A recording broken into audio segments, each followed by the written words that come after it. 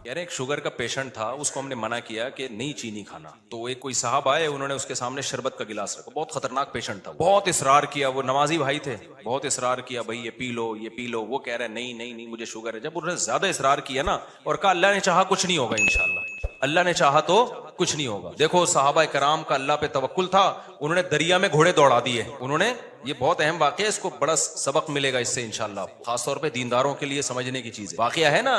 एक अल्लामा इकबाल का शेर भी है इस पे कि दश्त तो दश्त दरिया भी ना छोड़े हमने, कि हमने तो सिर्फ सहराओं में नहीं, हमने तो दरियाओं में भी करामत के तौर पर ना घोड़े दरिया में चला दिए थे साहबा ने। तो उन साहब ने कहा, दाढ़ी भी थी, नमाजी भी, उन्होंने कहा देखो साहबा ने अल्लाह पे तवक्कुल था, दरिया में घोड़े चला दिए उन्होंने। तो सामने शुक्र है कोई अकलमंद बैठा हुआ था जिसको वो खिला रहे थे ना पूरा चीनी का शरबत। उसने कहा देखो अगर वहां पुल होता ना फिर अल्लाह दरिया में घोड़े नहीं थे, वो डूबना था उन्होंने, हाँ तो पुल नहीं था और मजबूरी थी जाना, सही है ना? पुल होता फिर सहाबा दरिया में चलाते, फिर सवाल ही पैदा नहीं होता कि दरिया में घोड़े चलते। अल्लाह कहता है पुल है तो जाओ ना, या पुल बनाने का टाइम होता तो भी नहीं। ये जो कुस्तुनतुनिया में सुल्तान मोहम्मद फातेह ने कुस्तुनतुनिया और ये जो आज का इस्तांबुल है, जब ये फतह किया था तो उसने कोई दरिया में थोड़ी घोड़े चला दिए थे।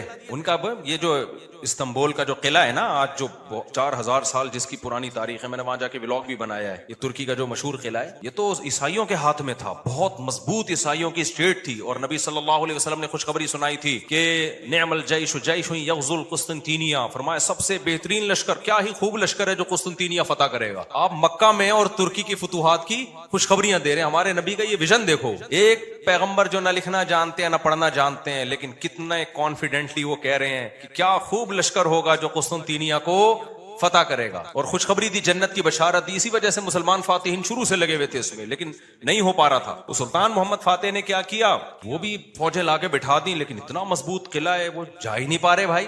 तो मशवरा हुआ, अब उन्होंने ये नहीं किया कि जी एक तरफ से समंदर है, वहां भी समंदर कटा हुआ है ना, आप मैप में देख सकते हैं। तो समंदर में हम क्या करते हैं, बिस्मिल्लाह अल्लाहू पढ़ के समंदर भी निकल जाते हैं। बढ़ जाना, तो डूब जाना था उन्होंने, और क्या। तो अल्लाह कहते हैं पहले अपने सारे असबाब और वसाइल तो इस्तेमाल करो, फिर मेरी मदद आएगी। तो सुल्तान मोहम्मद फातेह ने मशवरा लिया, भाई क्या करें यार, ये तो नामुमकिन है। पीछे पूरा यूरोप था ना, वहां से भी तो मदद आ रही थी इनकी, तो नामुमकिन था असबाब की दुनिया में भी। 600 साल हो गए, इलाका ही नहीं फतह होके दे रहा, अब तो कुछ करना पड़ेगा कि नहीं करना पड़ेगा, अब तो कुछ करना है भाई। तो माहिरीन बैठे, उन्होंने मशवरा दिया, इस्तिखारा नहीं निकाला, खूब समझ लो, इस्तिखारा निकाल के देखते हैं फतह होगा तो ठीक है, नहीं तो वापस चलो। देखो वो असबाब भी इख्तियार करते थे और अल्लाह से दुआएं भी। सुल्तान मोहम्मद फातेह के लश्कर में हमेशा कोई ना कोई अल्लाह वाले बुजुर्ग उस वक्त के होते थे, उनको सिर्फ दुआओं के लिए लेके जाता था। वो देखता था ना एक बुजुर्ग है, वो लड़ नहीं सकते, बूढ़े हैं, कोई बात नहीं हजरत, आप हमारी सफ में होंगे, जिक्र करेंगे और अल्लाह से दुआएं, क्योंकि अल्लाह तकवा और जिक्र पर मदद करता है। तो ऐसे सेकुलर नहीं थे कि हम अपनी तोपों पे एतमाद कर लें खाली, ना ना ना, हमें अल्लाह वाले बुजुर्ग भी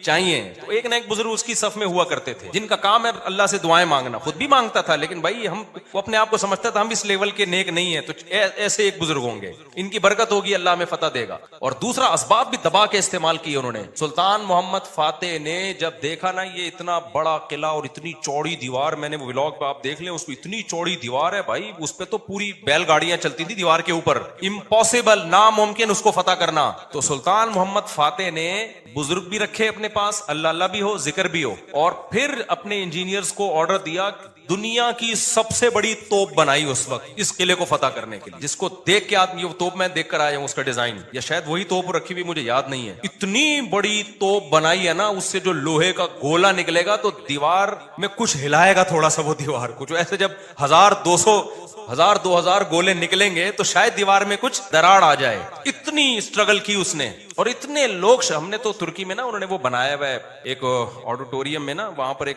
जैसे नहीं सैयारा का हमारे यहाँ आपको मिलती है इधर प्लानिटोरियम, देखा होगा आपने, तो ऐसे ही उन्होंने वो पूरी तारीख दिखाते हैं वीडियो की शक्ल में, बड़ा मजा आता है वो देखने में, बड़ा जोश पैदा होता है यार, क्या खून खराबा, और उधर से गोले, पूरा वो मंजर उन्होंने तारीख की किताबों से निकाल के उसको फिल्माया है। लेकिन ऐसे नहीं कि प्रोजेक्टर पे, बल्कि आप जाएंगे ना तो आपको ऐसा लगेगा आप वहां 3D में, आप समझ लें, आपको लगेगा आप वहां पहुंच चुके हैं। वो ऐसा चीखें निकलती हैं यार वो मंजर देख के, ऐसे थोड़ी पेड़े खाए हैं मुसलमानों ने यार, पूरी दुनिया पे हुकूमतें की हैं, आज बैठे हैं, वजीर आजम बन नहीं रहा, सही है ना। بہت محنتیں کی ہیں. مسلمانوں کا ماضی بڑا خدا کی قسم شاندار تھا. میں بار بار کہتا ہوں نا, ایک گورے کی ویڈیو بھی میرے موبائل میں پڑی ہوئی ہے, وہ لندن میں یا امریکہ میں بھول گیا, یونیورسٹی میں وہ گورا لیکچر دے رہا ہے. ابھی میرے موبائل میں ویڈیو پڑی ہوئی ہے, وہ گورا لیکچر دے رہا ہے. گورا کہہ رہا ہے تو وہ کالا, لیکن گورا اس سینس میں کہہ رہا ہوں کہ امریکن ہے, اس سینس میں کہہ رہا ہوں, یا تو میرا خیال ہے امریکن ہے, یو کے کا نہیں ہے. وہ ان کا جو لب و لہجہ ہے نا, وہ امریکن لب و لہجہ. وہ یونیورسٹی میں لوگوں کو بتا رہا ہے کہ ونس اپون اے ٹائم, ایک ٹائم تھا کہ آپ کو مسلم سائنٹسٹ کے علاوہ دنیا میں کوئی سائنسدان نظر ہی نہیں آتا تھا. ہر فیلڈ میں کون سا سائنٹسٹ تھا؟ مسلمان. اور وہ کہہ رہا ہے کہ فلکیات کے علم میں مسلمانوں نے اتنی ترقی کی تھی. پھر بغداد کی یونیورسٹی کا نام لے رہا ہے, وہ بغداد میں جو ہماری خلافت تھی. تو وہ کہہ رہا ہے کہ آج بھی جتنے ستاروں کے نام ہے نا انگلش میں, سارے عربی سے آئے ہیں. سارے کہاں سے آئے ہیں؟ یہ عربی سے آئے ہیں.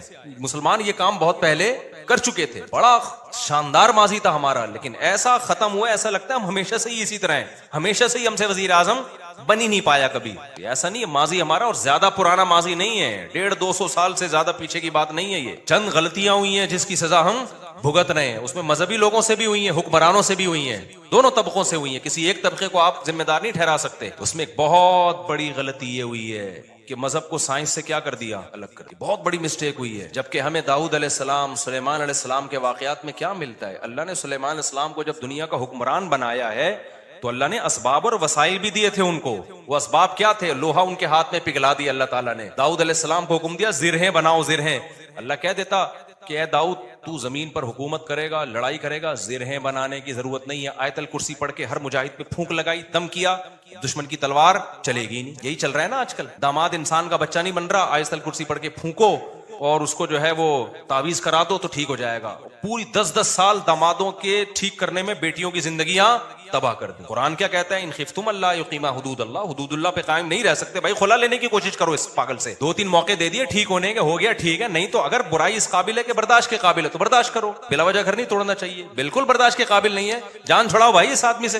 نہ میں نہ جانتا ہوں نا ایسے لوگوں کو, 30-30 سال ہو گئے کہ نہیں جی اللہ کے ہاتھ میں دل ہیں, اللہ جب چاہے گا میرے داماد کا دل چینج کر دے گا. اس امید پہ 30 سال گزار دیے اور بیٹی پاگل ہو گئی.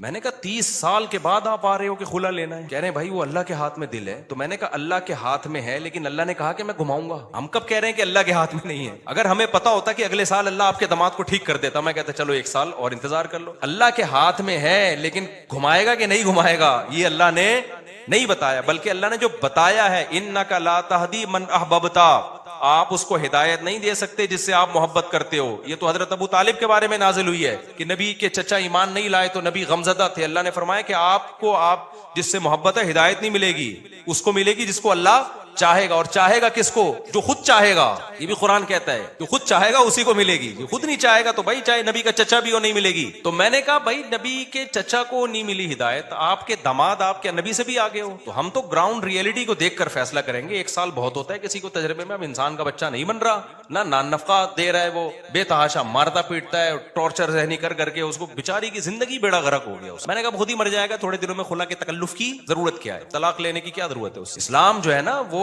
دقیانوسی نہیں سکھاتا میرے بھائی. مسلمانوں نے ایسے ہی نہیں دنیا پہ حکومتیں کر لی ہیں. داؤد علیہ السلام کو اللہ نے, داؤد علیہ السلام, قرآن کہتا ہے نا پوری دنیا پہ داؤد علیہ السلام نے, پوری دنیا نہ بھی ہو, دنیا کے ایک بہت بڑے حصے پر جو حکومت کی ہے, تو قرآن کیا بتاتا ہے کیسے کی حکومت, کیسے کی حکومت, پھونکے لگا لگا کے کی. قرآن ان کی عبادت کا بھی تذکرہ کرتا ہے. دن میں روزہ رکھتے تھے, راتوں کو تہجد پڑھتے تھے, اس کا بھی تذکرہ کرتا ہے. یہ بھی ضروری ہے, ورنہ ایک سیکولر فوج میں, مجاہدین میں اور ایک مذہبی لوگوں میں کوئی فرق نہیں رہے گا. اللہ کہتے ہیں جب تم اللہ کی راہ میں لڑو گے کثرت سے اللہ کا ذکر کرو, کیونکہ تم لڑ رہے ہو اللہ کی مدد پہ, تو اللہ کو یاد بھی تو رکھو نا. لیکن ساتھ ساتھ اسباب اور وسائل بھی خاندانی طریقے سے استعمال کرنے ہیں.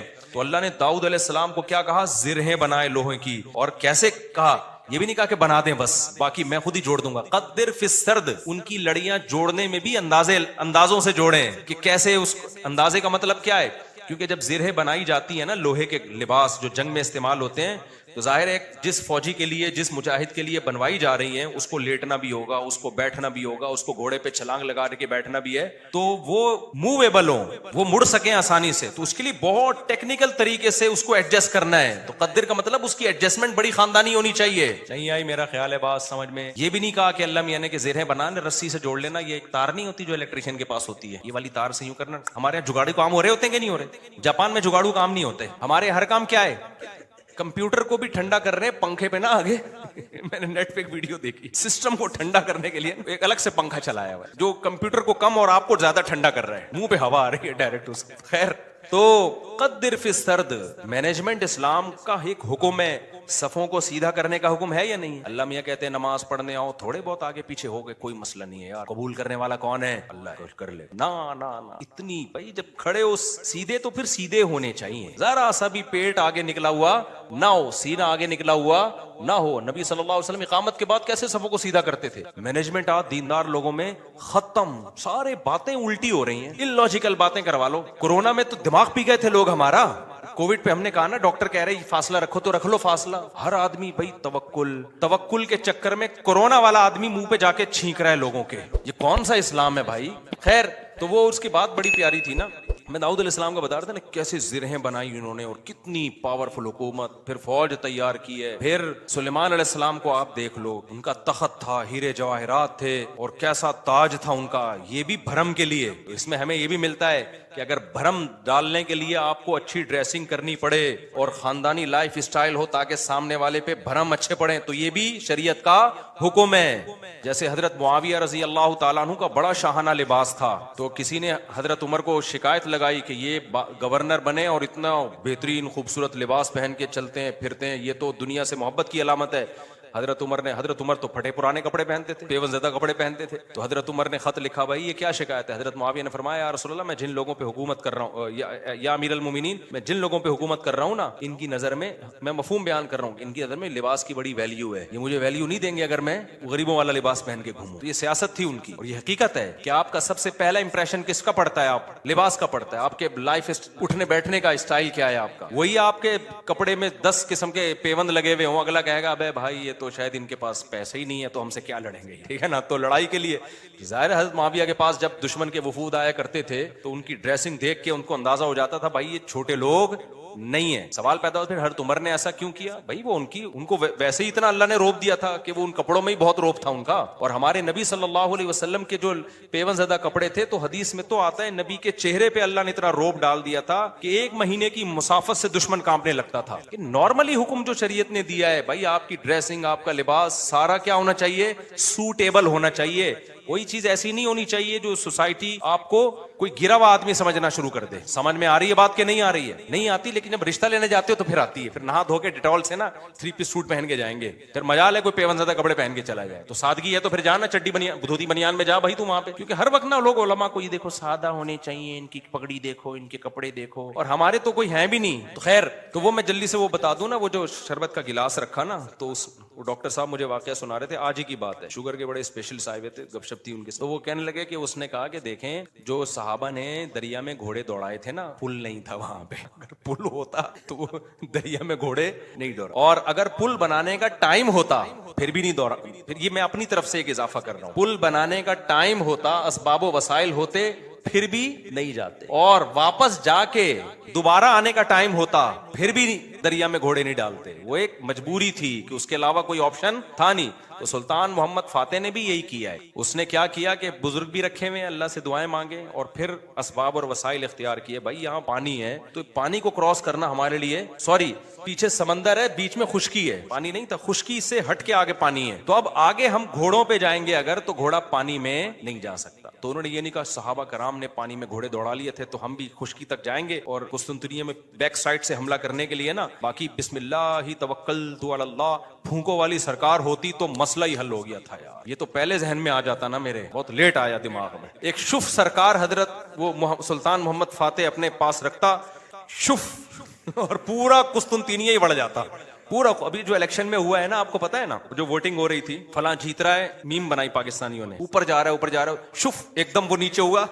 بڑی ٹائٹ میم بنائی ہے کہ الیکشن میں یہی ہوا ہے, بندہ کون جیت رہا ہے ایک دم شف کر کے شف, فوراً نیچے.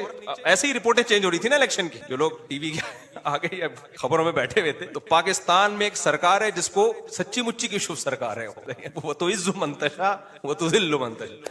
تو اس لیے جو سیاست دانوں میں جو سمجھدار لوگ ہیں نا, وہ اس جو پاکستان کی جو اصل شف سرکار ہے نا, اس سے بنا کے رکھتے ہیں کہ ہم بے شک ایک ووٹ بھی نہ ملا, جب انہوں نے کہا شف فوراً ہم کہاں چلے جائیں گے. تو اچھا خیر, سمجھ گئے نا کون سی سرکار ہے؟ ایک تو یہ سرکار ہے، جو ایک اور سرکار ہے جو اصل شف سرکار ہے، بڑی پاورفل سرکار ہے، وہ اس کا شف اصل شف ہے، اس کو ہم مانتے ہیں کہ یار وہ جب شف کرے نا، وہ یہ تو ڈرامہ کر رہے ہیں نا، ڈرامہ کر رہے ہیں۔ تو سلطان محمد فاتح نے کیا کیا، مشورہ کیا بھائی کیا کریں۔ مشورہ یہی طے ہوا کہ یار کچھ نہ کچھ تو کرنا پڑے گا۔ تو ایک ماہر نے مشورہ دیا کہ دیکھو ہم جو ہمارے بحری جہاز ہیں، کشتیاں بہت بڑی بڑی تھیں، جہاز نمائی تھیں وہ، تو ہم ان کو جب تک خشکی پہ چلا کے آگے پانی تک نہیں پہنچائیں گے نا، تو ہم یہ قلعہ کبھی بھی فتح، مزید 600 سال لگ جائیں گے ہمیں، ناممکن ہے۔ ہمارے پاس اب ایک ہی آپشن ہے، جانیں ضائع ہو رہی ہیں، روز تیر اندازی ہو رہی ہے، لوگ ڈیلی بیسس پہ شہید ہو رہے ہیں، اور پہلے بھی کئی حملے ناکام ہو چکے ہیں، اب یہ رسک لینا پڑے گا، آر یا پار۔ یہ بہت مشکل کام تھا۔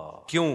رات میں لوگ سو رہے ہیں، راتوں رات آپ نے یہ کرنا ہے۔ اب خشکی پہ کیسے چلائیں بھائی پانی، یعنی اس جہازوں کو؟ تو اس کا طریقہ یہ ہے کہ جتنے جانور ہیں نا، اونٹ، گائے، دمبے، سب ذبح کر دو اور سب کی چربی کو پگھلا کے زمین پہ ڈال دو، اور یہ صبح صادق سے پہلے پہلے کام کیا ہو جانا چاہیے، ختم۔ اور اس کے بعد یہ کشتیاں رکھ کے نا، لکڑیاں رکھ کے ان کو دھکے دیں گے، کیونکہ ورنہ کون لے جا سکتا ہے؟ کیونکہ اگر دھکے دے دے کے تو ناممکن ہے نا خشکی پہ، آپ کسی ایک چھوٹی سی لانچ کو دھکا دینے کی کوشش کرو، کوئی بھی نہیں دے سکتا۔ تو ہوگا یہ، اور دیں گے بھی اتنا ٹائم لگ جائے گا کہ دشمن تو دیکھ لے گا بھائی یہ لوگ تو یہاں سے آئے، تو راتوں رات یہ کام کرنا ہے۔ کتنا بڑا، یہ گوروں نے ہسٹری میں لکھا ہے کہ ایسا کام کیا ہے جس کا تصور نہیں تھا، اتنی محنت خرچ ہوئی ہے اس کے اوپر۔ کیا موٹی موٹی توند اور موٹے موٹے پیٹ ہوتے اگر اس وقت مسلمانوں کے، اور صبح و شام بریانی اور قورمے کے ڈھکن کھل رہے ہوتے، اور تیجے کے نام پہ، 40ویں کے نام پہ، شب برات کے نام پہ یہ سب چیزیں کھا رہے ہوتے، تو یہ کر لیتے؟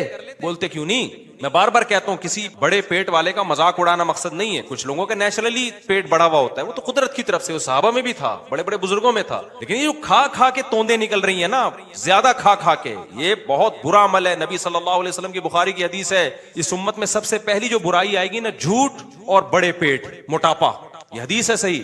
قدرتی طور پر کسی کا پیٹ بڑا ہے تو ایک الگ بات ہے۔ تو اب انہوں نے کیا کیا، فوراً وہ ساری جانوروں کو رات کو، بھائی اب یہ اس کے علاوہ کوئی آپشن ہمارے پاس نہیں، پھر اللہ سے دعائیں بھی مانگ رہے ہیں، دعائیں بھی مانگ رہے ہیں کہ اللہ ہمارے بس میں جو تھا ہم نے کر دیا۔ وہ پگھلا کے پورا فرش بنایا راتوں رات۔ جو عیسائیوں کی اسٹیٹ تھی، ان کے تصور بھی نہیں تھا کہ یار کوئی کسی کا دماغ یہاں بھی جا سکتا ہے، کسی کا دماغ یہاں بھی جا، کتنی محنت کی ہوگی انہوں نے اس وقت۔ کاش ویڈیو کیمرے ہوتے نا، وہ فلما لیتے یہ ساری چیزیں۔ پھر وہ راتوں رات کشتیاں لے جا کے نا اس پہ سب کو پار کیا، پانی میں اتار دیا۔ صبح صادق سے پہلے وہ بہت بڑی فوج مجاہدین کی وہ پیچھے سمندری جہازوں پہ سوار ہو چکی تھی، صبح صادق سے پہلے یہ کام ہو چکا تھا۔ اور پھر بیک سائڈ سے نا پانی پہ اترے وہ لوگ، اور پھر انہوں نے حملہ کیا۔ عیسائیوں کو تو انہوں نے تو آگے دیکھ رہے ہیں نا، وہ ان کو کیا پتا پیچھے سے بھی کوئی حملہ کر سکتا۔ ادھر سے انہوں نے تیر اندازی کی ہے، ادھر سے پیچھے سے حملہ کیا۔ وہ تو حیران ہو گئے، یار یہ بندے آئے کہاں سے ہیں یہ لوگ؟ بیچ میں تو خشکی ہے، اس میں تو جہاز آ ہی نہیں سکتا۔ یہ اسٹرگل اور یہ محنت کرنی پڑتی ہے بھائی، پھر قومیں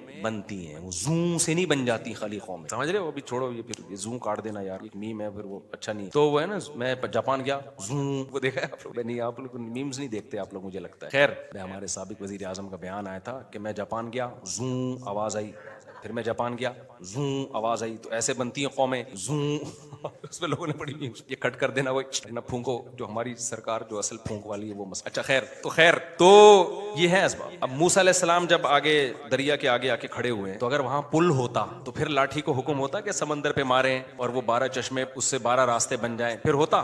اللہ میں کہتے ہیں پل سے جاؤ بھائی۔ یا واپسی کا آپشن بھی اگر ہوتا نا کہ بھائی فرعون پیچھے سے آ رہا ہے، آگے راستہ نہیں ہے، تو یہ والا راستہ یہاں سے، تو بھی یہ نہ ہوتا، یہ والے راستے سے جائیں۔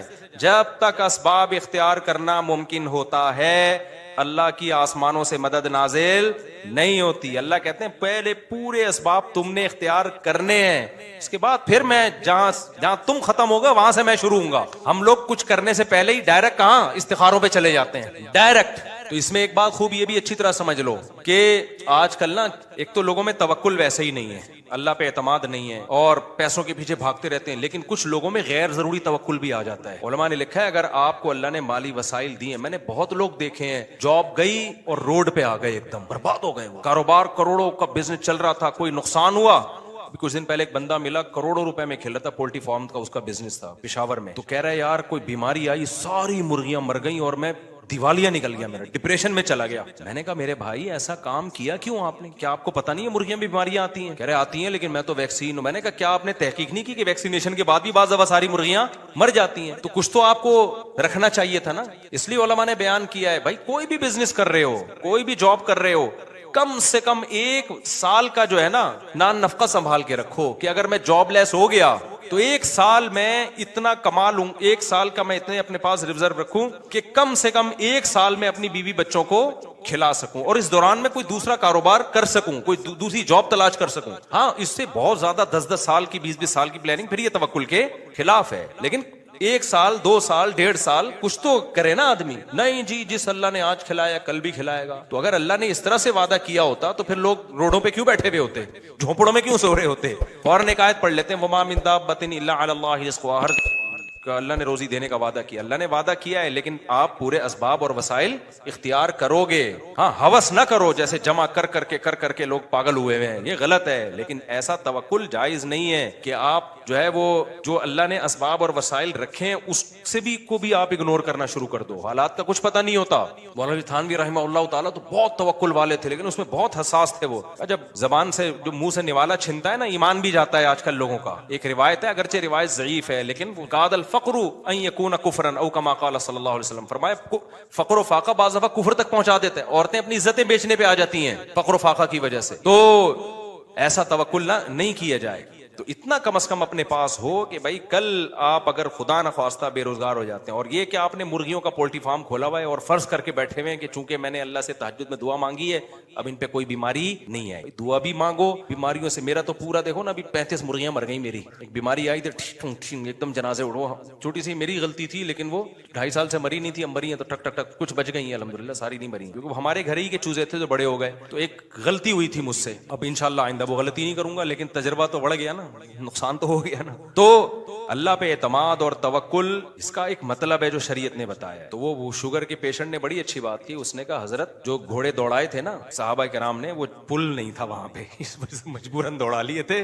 تو اللہ میاں نے مجھے کھانے کی اتنی چیزیں دی ہیں کہ میں بھوک سے مر نہیں رہا ہوں. اگر مر رہا ہوتا تو جان بچانا فرض تھی, پھر میں یہ شربت کا گلاس اللہ پہ توکل کر کے پی لیتا کہ فی الحال تو جان بچاؤ, پھر دیکھیں گے شوگر کہاں جا رہی ہے کہاں نہیں جا رہی, یا اور چیزیں جو ہے وہ میرے لیے دنیا میں ختم ہو گئی ہیں, یا شوگر سے میں نے مرنے کا ارادہ ہی کر لیا ہے, خودکشی کا ارادہ ہی کر لیا ہے, تو پی لوں گا. تو کبھی بھی اس طرح کے یہ بے موقع توکل ہوتا ہے. ایک اور ہمارے دوست تھے ان کو بھی شوگر, وہ بھی اسی طرح کہہ رہے یار بندہ کھاتا ہوا بس جو ٹینشن لیتا ہے نا وہ مر جاتا ہے. یہ سب فضول قسم کی باتیں ہوتی ہے. اللہ نے مسلمان جو ترقی نہیں کر رہا نا اس میں ان باتوں کا بہت بڑا دخل ہے. جب یہ اپر لیول پہ ہوتی ہیں تو پھر اپر لیول پہ نقصان ہوتا ہے. انفرادی زندگی میں اس طرح کی باتیں ہوتی ہیں تو انفرادی زندگی میں نقصان ہوتا ہے. سمجھتے ہو کہ نہیں سمجھتے ہو؟ اب جلدی سے میں بات کو سمیٹ کے ختم کروں جو بیان میں لے کے چلا تھا.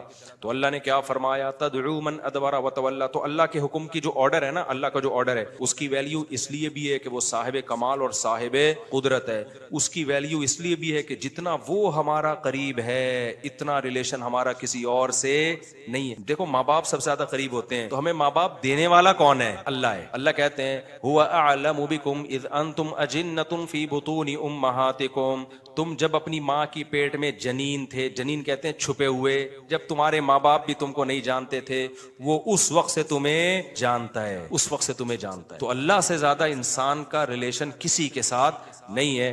تیسری چیز اللہ کہتے ہیں جتنے میرے احسانات ہیں, تیسری چیز احسان ہوتا ہے نا جس کی وجہ ہم کسی کے آرڈر کو مانتے ہیں, میرے احسانات جتنے زیادہ ہیں اتنے تو, یعنی اللہ کہتے ہیں میرے احسانات کو نا تم قلم سے لکھنا شروع کرو, پوری دنیا کے درخت قلم بن کے گھس کے ختم ہو جائیں گے, اور سمندروں کی سیاہی ان قلموں میں استعمال ہو کے ختم ہو جائے گی. اور وَإِن تَعُدُّوا نِعْمَةَ اللَّهِ لَا تُحْصُوهَا. اللہ کی نعمتوں کو لکھنے بیٹھو گے قلم گھس کے ختم, اور سمندر کی سیاہی ختم, اللہ کی نعمتیں ختم نہیں ہوں گی. اور ایک ایک نعمت اتنی پاورفل ہے نا, کروڑوں خربوں میں بھی وہ سستی ہے.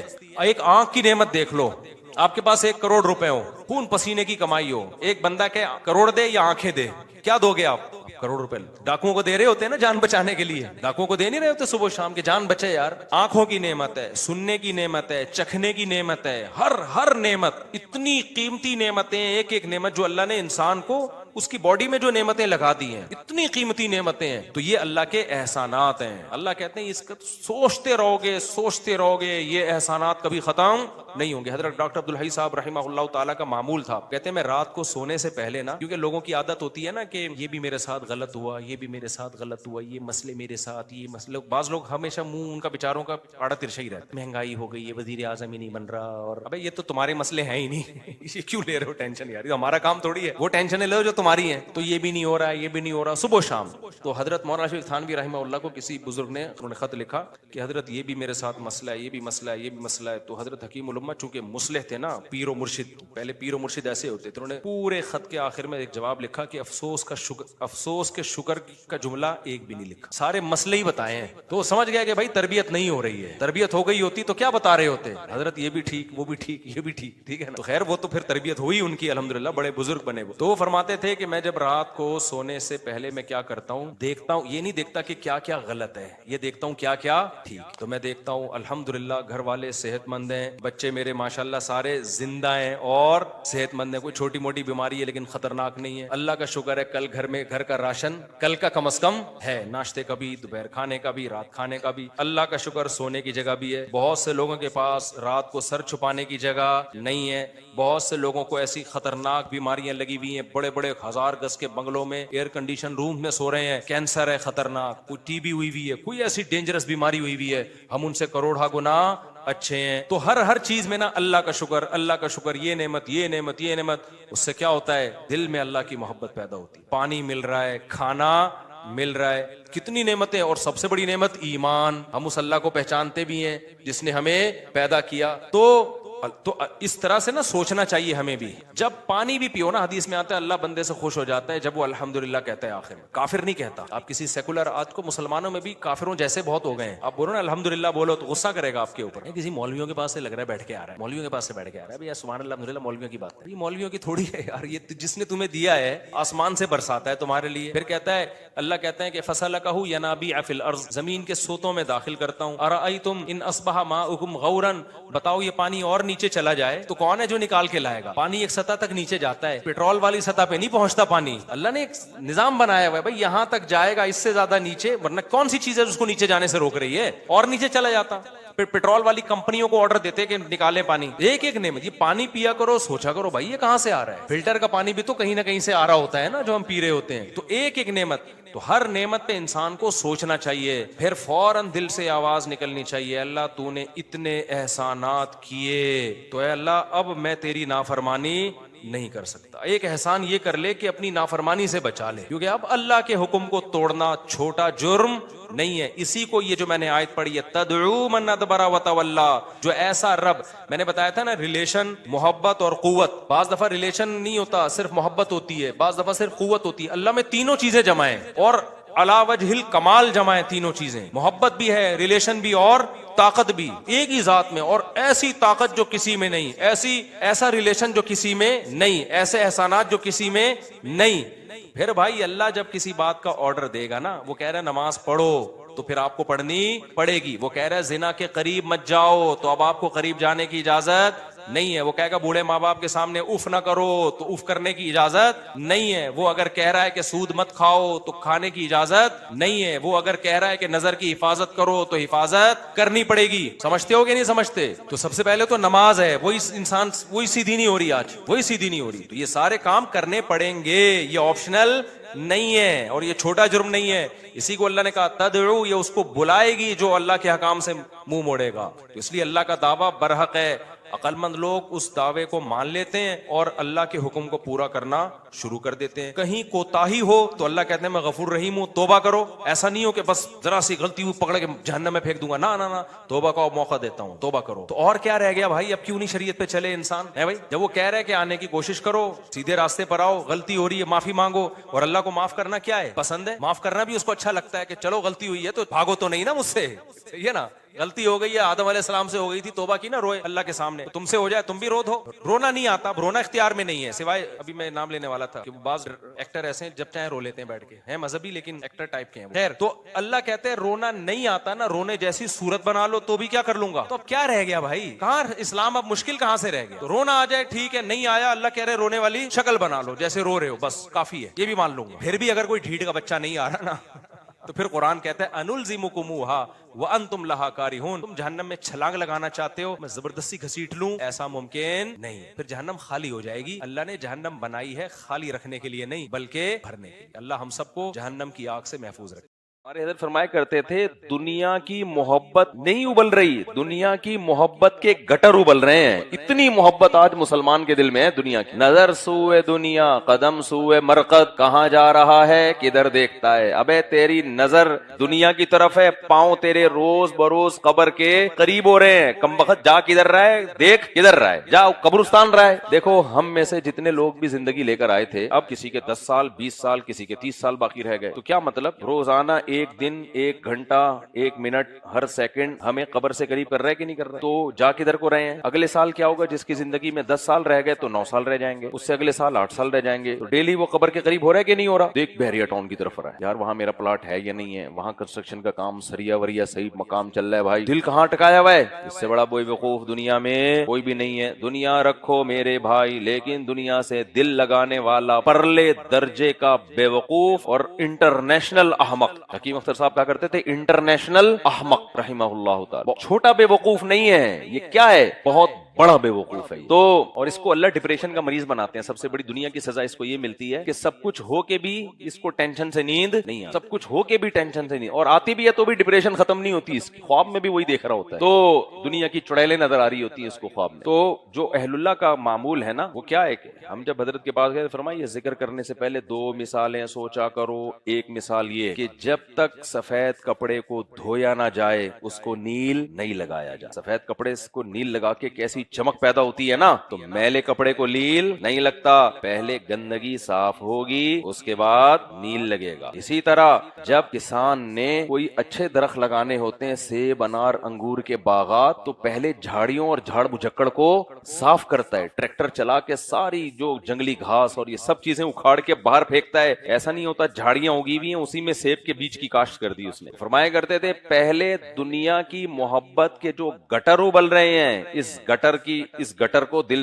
کو اس گٹر سے صاف کرو، پھر اللہ دل کے اندر داخل کرو۔ کھوپڑی شریف میں معزز لوگ بھی بیٹھے ہوئے ہیں، دماغ شریف میں بات آ رہی ہے کہ نہیں آ رہی؟ جب میں کھوپڑی بولوں تو سمجھ لیں جو معزز ہیں ان کے علاوہ کی کھوپڑی کی بات کر رہا ہوں۔ تو مسئلہ یہاں بھی یہی ہے جو میں بات لے کے چلا تھا۔ تو ہاں، تو وہ جو تھے نا کینسر کے پیشنٹ، وہ حکیم اختر صاحب نے جن کا بتا رہے تھے، بہت بڑے سیٹ تھے، بہت دولت دی اللہ نے، پیڑ بھی بھرا ہوا ہے، پیسہ بھی ہے۔ دنیا میں سب سے برے پھر کون لگتے ہیں؟ مولوی۔ نماز روزے کی بات یہ کرو یہ نہیں کرو، نماز پڑھنے آ جائے کر، کیا رکھا ہے نماز میں؟ دکان میں کتنا کچھ رکھا ہوا ہے، 2 گھنٹے ابھی دیکھو سرینا مارکیٹ بھری ہوئی ہے، تاجر کے پاس کھجانے کی فرصت، تراویح شرابی تو گئی، کچھ تاجر پھر بھی تھوڑا سا ان کو خیال ہوتا ہے 10 روزہ پڑھ کے چلو قرآن تو مکمل کر لیا انہوں نے، لیکن میجورٹی کو تو ہوش ہی نہیں ہے۔ رمضان کی آخری راتیں 2 طرح کی تجارت ہوتی ہے رمضان میں، ایک عید کی شاپنگ والی تجارت، ہر چیز کے ریٹ ڈبل ہوتے ہیں، تاجر کہتا ہے یہ آپشن میں ضائع نہیں کروں گا، مفتی صاحب ان رات 10 دنوں میں دکان بند نہیں ہو سکتی، پورے سال کی کمائی ایک طرف اور یہ عید کی راتوں کی کمائی ایک طرف، ریٹ ڈبل کر کے بھی پہناؤ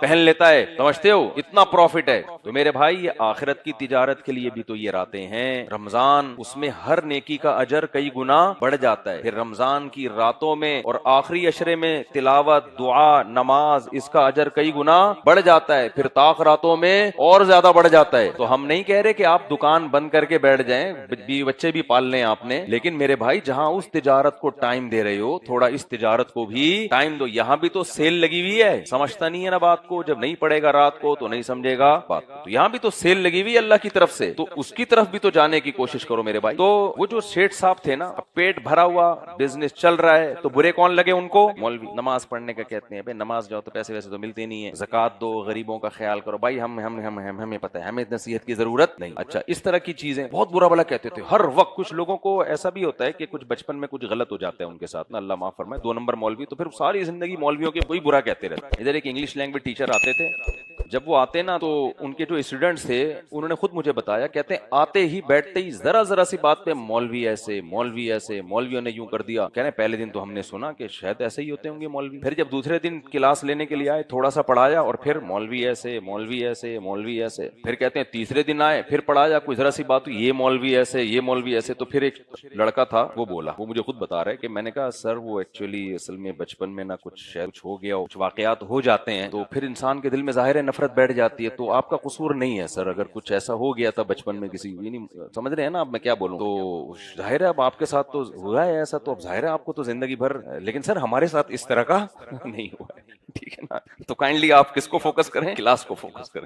تو جو آدمی ہر وقت بول رہا ہو نا مولوی ایسے، فرق بھی نہ کر رہا ہو سارے مولوی ایسے، سارے مولوی ایسے، یہ بولا کرو بھائی اس بیچارے کا قصور نہیں ہے، بچپن میں واقعات ہو جاتے ہیں لوگوں کے ساتھ تو ظاہر ہے وہ تو اس کو تو نفرت ہوگی نا. تو وہ کیا کرتے تھے ہر وقت، تو نتیجہ کیا نکلا؟ اچھا دیکھو اللہ کی قدرت کہ ان کو پیٹ کا کینسر ہو گیا. پیٹ کا کینسر ہوا نا ڈاکٹروں نے، اور اتنا خطرناک کینسر کہ ڈاکٹروں نے کہا کہ اب آپ کے بچنے کا کوئی چانس نہیں ہے. یہ بڑا خطرناک مرحلہ ہوتا ہے کہ ڈاکٹر پہلے سے بتا دے کہ آپ 6 مہینے بعد مر جائیں گے. موت تو چلتے چلتے بھی ہو جاتی ہے، یہ والی موت بڑی ڈینجرس، جس میں آپ کو پتا ہے کہ ڈاکٹر نے بھی کہہ دیا ہے اور سرٹیفائڈ ڈاکٹرز نے کہہ دیا ہے اور رپورٹیں بھی آپ کے سامنے کہ بھئی یہ ٹھیک ہونے والا نہیں ہے. اب وہ کمزور ہونا شروع، ٹینشن بھی، ڈپریشن بھی، صحت بھی خراب، کچھ کھا رہے ہیں تو کھایا نہیں جا رہا، ہضم نہیں ہو رہا، ظاہر ہے آنتیں گل رہی ہیں. تو جب تکبر ٹوٹا ہے نا، پھر جتنے مولویوں کی غیبتیں کی، جتنوں کو داڑھی رکھی سب سے پہلے انہوں نے، توبہ استغفار کی انہوں نے، جتنے مولاناؤں کی غیبتیں کی، سب کو بلا کے معافی مانگی اور کہا کہ خدا کی قسم یہ دنیا دل لگانے کی جگہ نہیں ہے. کچھ پتا نہیں اللہ کی نظر 2 منٹ کے لیے ہٹے اور انسان کو اس کی اوقات اس کے سامنے آ جائے. نمازیں بھی شروع کر دی، اچھی موت دنیا سے، مر گئے بیچارے وہ، اللہ ان کی مغفرت کرے، لیکن دماغ سیٹ ہو گیا. یہ بھی خوش قسمت تھے کہ اللہ کی طرف سے ایک آزمائش آئی اور اللہ نے توبہ کی توفیق دے دی، ورنہ جو بدبخت ہے نا اس حالت میں بھی توبہ نہیں کرتے، اس حالت میں بھی توبہ نہیں کرتے. تو اللہ تعالیٰ نے سورہ واقعہ میں انسان کی اسی بات کا نقشہ کھینچا ہے کہ تمہاری اوقات کیا ہے بھائی. اذا بلغت الحلقوم، جب تمہاری روح حلق تک پہنچتی ہے اور تمہارے ریلیٹو انتم حینئذ تنظرون، کھڑے ہوئے سب دیکھ رہے ہوتے ہیں کہ ہمارا یہ جگری یار، ہمارا یہ باپ، ہماری یہ ماں، میری یہ بیوی، میرا یہ شوہر، میرا یہ بیٹا، میری یہ بیٹی، میرا یہ بھائی، میری یہ بہن، یہ اب دنیا سے جانے والے. تو کتنی تمنا ہوتی ہے. اللہ کہتے ہیں وَنَحْنُ أَقْرَبُ إِلَيْهِ مِنْكُمْ، اس وقت تم اس کے جتنے قریب ہوتے ہو ہم اس سے بھی زیادہ ہوتے ہیں، لیکن لا تبصرون، تم یہ منظر نہیں دیکھ رہے ہوتے. فَلَوْلَا إِن كُنْتُمْ غَيْرَ مَدِينِينَ، اب بتاؤ اگر تم اتنے ہی فنٹر ہو، تم یہ سمجھتے ہو میرے اوپر کوئی بادشاہ نہیں ہے، میں خود پیدا ہوا ہوں اور خود دنیا سے جاتا ہوں، میں طاقتیں میرے پاس ہیں، ترجعونها ان کنتم صادقین، تو پھر اس کو زندہ کر کے دکھاؤ نا تم اگر تم سچے ہو. یہ مقصد بتانے کا یہ ہے کہ نہ اپنی مرضی سے پیدا ہوتا ہے میرے بھائی، نہ اپنی مرضی سے زندگی ملتی ہے اس کو. جتنے ترقی یافتہ ممالک ہیں، کتنی سائنس نے ترقی کر لی ہے، موت سے نہیں بھاگ پا رہے، اور ایسی جگہ سے موت آتی ہے جہاں سے تصور بھی نہیں ہوتا. مائیکل جیکسن کی کیوں میں اتنی مثالیں دیتا ہوں، مجھے کوئی شوق تھوڑی ہے مائیکل جیکسن سے، کوئی چچا کا بھائی تھوڑی تھا میرے. مائیکل جیکسن ایک مثال ہے اس کی. دنیا میں سب سے زیادہ زندہ رہنے کی کوشش اگر کسی نے کی ہے رپورٹ کے مطابق تو وہ کون ہے بولو؟ Michael Jackson. کوشش تو ہم بھی کرتے ہیں، اس نے جتنی کی ہے نا میں اور آپ اس کا تصور بھی نہیں کر سکتے. ہم تو کرونا کے دنوں میں بھی ایک دوسرے کے منہ پہ چھینک رہے تھے، جب چھینک آتی تھی تو جس کو مارنا ہوتا جا کے اس کے منہ پہ چھینکتے تھے، پھر بھی نہیں مرا وہ ہے نا. ایک آدمی سگریٹ پی رہا تھا نا کرونا کے دنوں میں، تو سگریٹ پی رہا ہے بیٹھا ہوا، ایک دوست آیا، اس نے فوراً سگریٹ اس کے منہ سے لی. بعض دوستوں کی عادت ہوتی ہے نا، زیادہ بے تکل ہوتے ہیں، سگریٹ لے کے نا فنٹر بنتے ہیں نا، یہ لیا اور کش لیا. بولا کیوں؟ لگ رہا ہے تو کسی ٹینشن میں ہے. میں چاہتا تھا وہ ٹینشن تیرے ساتھ شیئر کروں، چھٹے میں نے بھی لگا لی. اب بتا کیا پرابلم ہے؟ کہہ رہے پرابلم یہ کہ مجھے کورونا ہو گیا.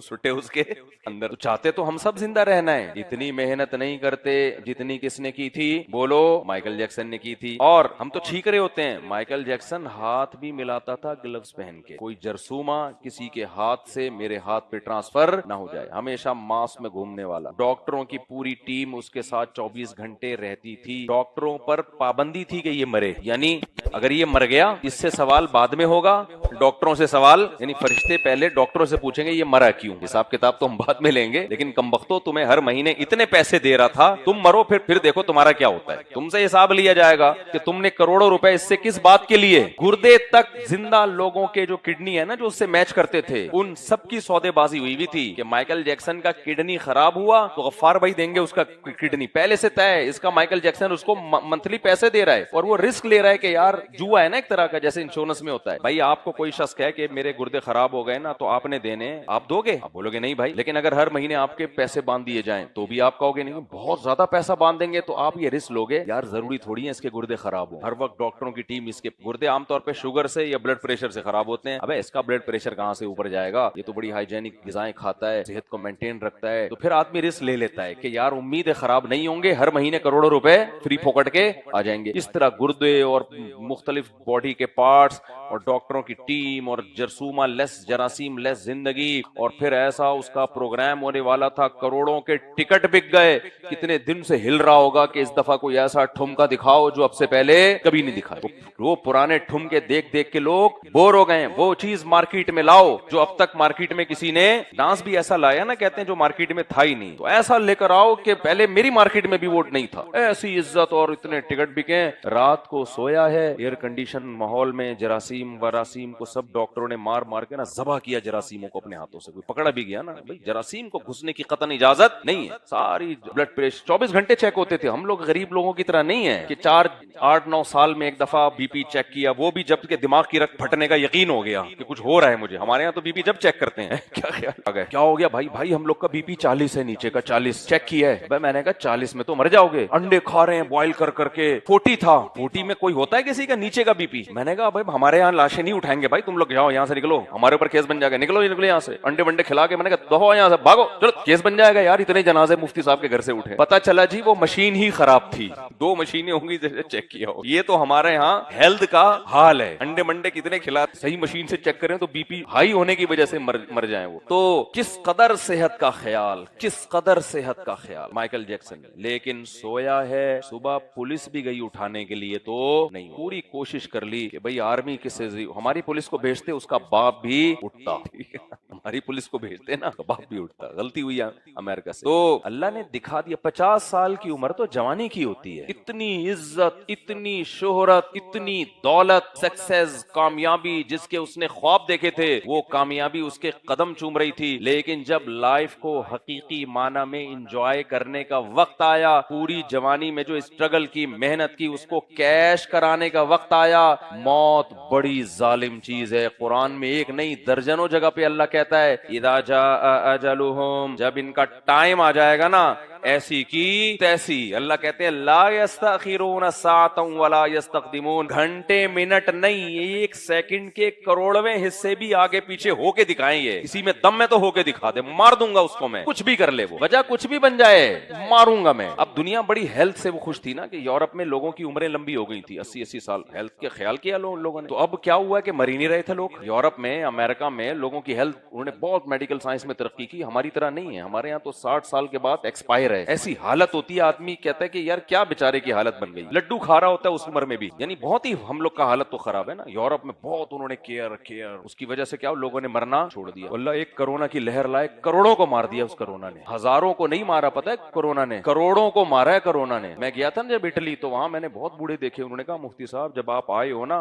तो बहुत कम बूढ़े हैं ये, क्योंकि यहाँ इतने बूढ़े हो गए थे। कोरोना की एक लहर चली है, झाड़ू की तरह सबको उसने क्या कर दिया, साफ। जबकि उन्होंने वो बेहतियातियां भी नहीं की जो हमने की। अगर वो बेहतियातियां करते, आधे आधे मुल्क खाली हो जाते। ऐसे कोरोना की लहर चली है। किस कदर SOPs पर अमल कराया किया, करना चाहिए उन एहतियातों पे अमल, लेकिन ऐसी लहर आई है उठा के पटक दिया उसने। कब्रिस्तान भर गए, जगह नहीं मिलती थी। कब्रिस्तानों की जो है ना, कब्रों की कीमतें इतनी कि जलाना शुरू किया। भाई इतनी हमारे पास जगह नहीं है। ये वो लोग, और सबसे पहले डॉक्टर मरे हैं इसमें, सबसे पहले डॉक्टर। किस तरह लड़ोगे भाई उस खुदा से जिसने हमें पैदा किया है? नहीं हो सकता कुछ بھی. حضرت موسیٰ علیہ السلام کا ایک واقعہ ہے نا, انہوں نے پوچھا اللہ سے, مستند واقعہ نہیں ہے, میرے علم میں نہیں ہے, کسی ہو سکتا ہے کسی اسرائیلی روایات میں, لیکن اس سے جو مضمون ثابت ہو رہا ہے وہ مضمون کیا ہے؟ وہ مضمون درست ہے کہ اے اللہ اگر یہ سارے حادثے تیر بن جائیں اور چلانے والا بہت طاقتور ہو, اس طاقتور سے لڑنا ہمارے لیے ممکن نہ ہو, تو ان تیروں سے ہم کیسے بچیں؟ تو کہا گیا تیر چلانے والے سے دوستی کر لو. جب کوئی بہت طاقتور ہو نا, محلے کا دادا ہو اور آپ کو بندوقیں بھی ہوں, کلاشنکوف بھی ہوں, بہت بڑا گینگ ہو اور آپ ٹھٹھٹے ہوئے ڈرتے رہو, بھائی ڈرنے کی ضرورت نہیں ہے. آپ کے پاس بھاگنے کا جب آپشن نہیں ہے, ایک ہی آپشن ہے, آپ بھی اسی کے گینگ میں شامل ہو جاؤ, اس سے کیا کر لو؟ دوستی. اللہ سے لڑ نہیں سکتے, کتنی ہی سائنس ترقی کر لے, ابھی بھی ایسی خطرناک بیماری ہے. میرے تو ہر شعبے کے لوگوں سے ملنا ہوتا ہے نا,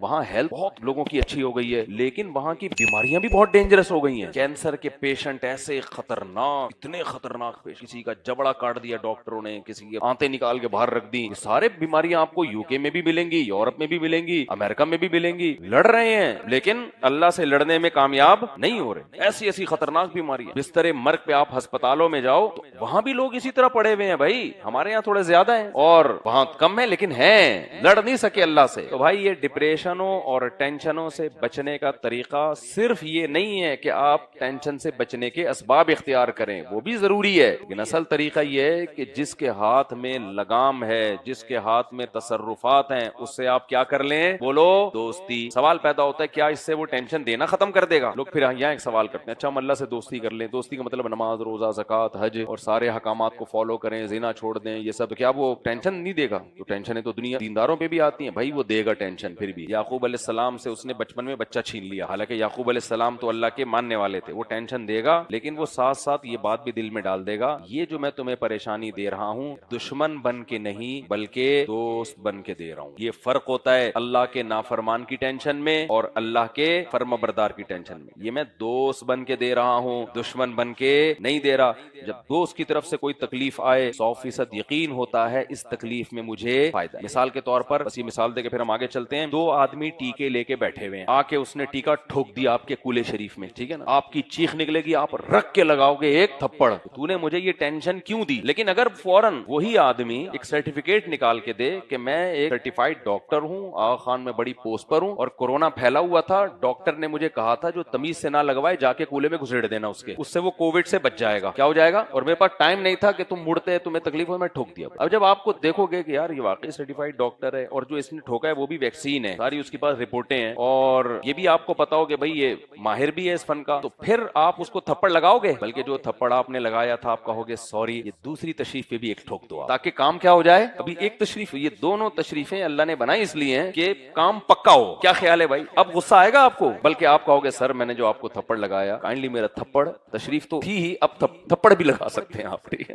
تو آپ تھپڑ بھی لگا سکتے ہیں مجھے, آپ چائے پلاؤ گے, سوری کرو گے. بھائی جو اللہ کا نافرمان ہوتا ہے اسے ٹینشن آتی ہے, بوکھلا جاتا ہے, خودکشی کی طرف جاتا ہے, بلڈ پریشر کا مریض بن جاتا ہے, عذاب ہے اس کے لیے. جو اللہ کی سے دوستی والے لوگ ہیں انہیں ٹینشن آتی ہے, ان کو پتا ہے ہوا مولانا, وہ اللہ ہمارا دوست ہے, وہ ہمیں رسوا نہیں کر سکتا, وہ ہمارے فائدے کے لیے کر رہا ہے جو بھی کر رہا ہے. دیکھو میدان جنگ میں جب صحابہ زخموں سے چور تھے نا, غزوہ احد میں بہت زیادہ زخم پہنچے تھے, بہت شہادتیں ہوئی تھی, تو اللہ نے ان کو کیا تسلی دی؟ ان تکونوا تعلمون فانہم یعلمون کما تعلمون. دیکھو زخم ان کو بھی پہنچے ہیں جیسے تمہیں پہنچے ہیں. ایسا نہیں ہے کہ تم اللہ والے تھے تو تمہیں زخم ہی نہ پہنچے, وہ چونکہ اللہ کے نافرمان ہیں صرف ٹینشن ان کو ملے. نا نا نا نا نا, اللہ کہتے ہیں دنیا کا نظام ہے بھائی, جنگ ہوگی تو دونوں طرف لاشیں ہوں گی, دونوں طرف زخم ہوں گے. تو دنیا کا نظام میں نیک اور برے میں فرق نہیں کیا جاتا. دنیا میں آزمائشیں آتی ہیں, پریشانیاں آتی ہیں, نیک پہ بھی آئیں گی, برے پہ بھی آئیں گی, یہ جنت تھوڑی ہے. لیکن اللہ نے صحابہ کو تسلی دی کہ دیکھو تمہیں بھی زخم پہنچے ہیں, انہیں بھی پہنچے ہیں, وَتَرْجُونَ مِنَ اللَّهِ مَا لَا يَرْجُونَ, لیکن ان زخموں پہ تم جو اللہ سے ثواب کی امیدیں لگا کے بیٹھے ہو وہ امیدیں انہیں نہیں ہیں. یہ فرق ہے تم میں اور ان میں. تو ٹینشن مت لو کہ اللہ یہ کیا, وہ بھی زخمی ہم بھی زخمی, تو ہمارے مسلمان ہونے کا کیا فائدہ ہوا. اللہ کہتے ہیں ان کو ان زخموں پہ کوئی امیدیں نہیں ہے, زخم برائے زخم. تمہیں اس زخم پہ کیا ہے؟ امیدیں ہیں کہ یہ خون قیامت کے دن اس میں سے مشک کی خوشبو آئے گی. جیسے میں نے واقعات سنا ہے نا جو شہداء کے, ہم نے خون کی خوشبو سونگی ہے, تو اس پہ تمہارے گناہ معاف ہوں گے. تو اللہ نے سورہ واقعہ میں ان آیتوں میں یہ بتایا ہے کہ انسان کو کی 2 ٹکے کی اوقات بولو نہیں. یہ تو میں نے واقعہ سنایا تھا اس شخص کا جس کو کینسر ہوا لیکن انسان کا بچہ بن گیا. وہ توبہ کی علماء سے, بزرگوں سے, اور اللہ نے اس کو توبہ کے ساتھ دنیا سے اٹھایا. ایسے واقعات, کچھ ایسے واقعات بھی بتا دوں جن کو اس حال میں بھی توبہ کی توفیق نہیں ملتی. ایک اور واقعہ ہمارے دوست نے بتایا کہ ایک صاحب تھے, ساری زندگی دولت کمانے میں لگی نا, ان بنگلے بنا لیے, یہ کر لیا, وہ کر لیا. اب ان کے جو دوست تھے انہوں نے بھی بہت کچھ کما لیا. اب ان کے مرنے کا ٹائم آ گیا. ڈاکٹر نے کہا بھائی آپ چند دن کے کیا ہیں مہمان. اب ان کی سوچ دیکھو, اب جب آخری وقت تھا نا, جس دن ان کو پتا تھا انا للہ میرا ہونے والا ہے, انہوں نے وصیت کیا لکھوائی. وصیت کیا لکھو, وصیت میں کسی لوگوں کا خیال ہوگا اب لکھوا رہے ہیں دیکھو میرے ذمہ حج رہ گیا تھا, حج بدل کرا دینا, ٹھیک ہے نا, میری جو ہے وہ اماں کے لیے کنواں وہاں پہ کھدوا دینا, میں نے اپنے ماں باپ کی کوئی خدمت نہیں کی ہے تو چلو کچھ غریبوں کو کھانا کھلا دینا میرے ماں باپ کے ثواب کی نیت سے, شاید اس بہانے کچھ ہو جائے, دیکھو میرے بچوں کو تھوڑا نماز روزے کی ترغیب دے دینا, یا میری وراثت کو شریعت کے مطابق تقسیم کر دینا. لوگوں کا یہ خیال. وصیت کیا کر رہے ہیں صاحب, کہہ رہے ہیں بھائی جان میرا جو پیسہ ہے نا فوری طور پر ڈیفنس میں بہت بڑا بنگلہ خریدو اور جتنا جلدی ہو سکے نا اس بنگلے میں مجھے ٹرانسفر کرو. میں چاہتا ہوں میرا جب جنازہ اٹھے تو بہت بڑے بنگلے سے اٹھے. آگے الفاظ سنیے, کہہ رہے ہیں یہ ٹکے ٹکے کے تاجر جو میرے ساتھ کے تھے, ٹھیک ہے نا, یہ ٹکے ٹکے کے تاجر جو میرے دوست تھے ٹکے ٹکے کے, ان کے ہزار گز کے بنگلوں کے مالک ہیں, تو میں ان کو ان کی اوقات یاد دلانا چاہتا ہوں. نہیں آئی میرا خیال ہے بات. یہ ٹکے کا لفظ بڑا پرانا اور بڑا مشہور لفظ. کہہ رہے میں چاہ رہا ہوں میرا جنازہ جب یہاں سے اٹھے گا نا, ایک نارمل گھر ہے, وہ جو ٹکے ٹکے کے میرے ساتھ بنٹے کھیلنے والے, لٹو کھیلنے والے, میں جانتا ہوں ان کو, 2 ٹکے کے تھے نہیں, آج کروڑوں کے مالک ہیں, کروڑوں کے مالک ہیں. تو میں ان کو بتانا چاہتا ہوں کہ ہم بھی کم, ہاں, تاکہ وہ ٹکے ٹکے کے لوگ ہیں نا ان کو ان کی اوقات سمجھ میں آئے. ابے تو اوقات یاد دلا کے کیا تیر مار دے گا یار, تو چھوڑ اس کو. ابھی تو جا رہا ہے قبر میں, آخری منزل کی طرف جا رہا ہے. وہ ٹکے ٹکے کے لوگ پھر بھی تجھ پہ نہیں خوش, وہ کہیں گے تو کھرب پتی تھا یا تو کھرب پتی سے بھی زیادہ بڑا مالدار تھا. جب جنازے کے پھٹے پہ لیٹ گیا نا تو ہم تجھ سے پھر بھی کیا ہے, کیا خیال ہے. جو سیٹ جنازے کے پھٹے پہ لیٹا ہوا ہوتا ہے, کوئی رکشا والا اس پہ رش کرتا ہے, یار عظیم انسان ہے یار, کوئی بات نہیں, پھٹے پہ لیٹا ہوا ہے تو عظیم انسان نا, ٹماٹر والا تو نہیں ہے نا. اگر وہ رش کر رہا ہو نا تو وہ پھٹے سے اٹھ کے بولے گا تو لیٹ جا, مجھے ٹماٹر کی ریڑھی دے دے.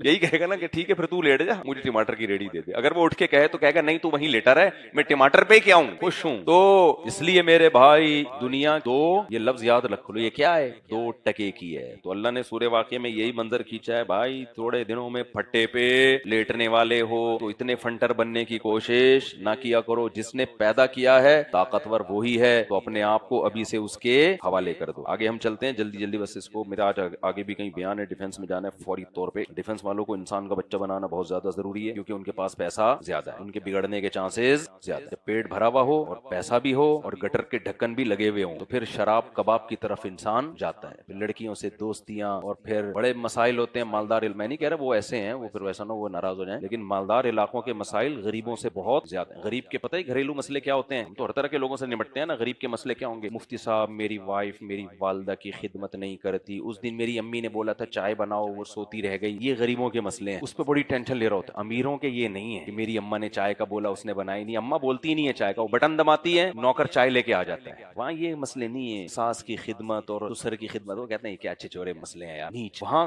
بہت خطرناک مسئلے, سب کی بات نہیں کر رہا بھائی, کہیں ایسا نہ ہو کہ بولے کہ یار میں ڈیفنس میں آیا ہوں. اور تو وہاں مسئلے پتہ ہے جو میرے پاس آتے ہیں مالداروں کے, ڈیفنس کی بات نہیں کر رہا ہے, مالداروں کی بات. مفتی صاحب میری وائف جو ہے میں بہت ٹینشن میں ہوں. میں نے کہا کیوں ٹینشن میں ہے بھائی, ایکچولی وہ جو پرانا والا تھا نا آج کل اس میں انوالومنٹ ان کی تھوڑی سی زیادہ ہو گئی. یعنی انوالومنٹ تو پہلے سے چل رہی تھی, آج کل تھوڑی کیا ہو گئی ہے, زیادہ ہو گئی ہے. زیادہ ہونے پہ ٹینشن لے رہا ہے. خواتین کے بھی یہی مسئلے ہیں, غریب عورت کے کیا مسئلے ہوں گے. میرا شوہر جو ہے وہ آمدن کم ہے اس کی, 4 انڈے منگواؤ 2 لے کر آتا ہے خالی, تو میں صبر کی تلقین دوں گا نا. صبر آسان ہے اس میں کہ یار کوئی بات نہیں محترمہ, آدھے انڈے پہ گزارا کر لو, آدھا بچے کو کھلا دو, آسان ہے. مالداروں میں یہ نہیں ہوتا, آپ اس کو 4 انڈے کا بولے وہ انڈے کا کریٹ لا کے رکھ دے گا, وہ کہے گا انڈا بنانے کی کیا ضرورت ہے, بنا بنایا لے لو. وہاں مسئلے کیا ہے, خاتون کو ہوتی ہے کہ میرا میاں انٹیوں میں انوالو ہے. ہاں ایک دن آیا تھا پی کے آیا تھا.